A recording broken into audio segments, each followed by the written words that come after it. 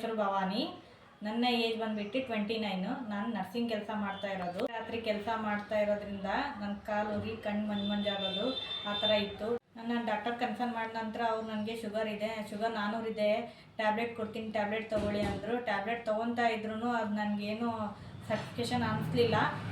ತುಂಬ ಏರುಪೇರು ಆಗ್ತಾ ಬಂದು ನನ್ನ ಫ್ರೆಂಡ್ಸ್ ಸಜೆಷನ್ ಮಾಡಿದ್ದು ಆಯುರ್ ಸಂಜೀವಿನಿ ಪ್ರಾಡಕ್ಟ್ ಇದೆ, ನೋಡಿ ತಗೋ, ಶುಗರ್ ಕೂಡ ಕಂಟ್ರೋಲ್ ಆಗುತ್ತೆ, ಹೆಲ್ತ್ ಕೂಡ ಇಂಪ್ರೂವ್ಮೆಂಟ್ ಆಗುತ್ತೆ ಅಂತ ಹೇಳಿದ್ದು.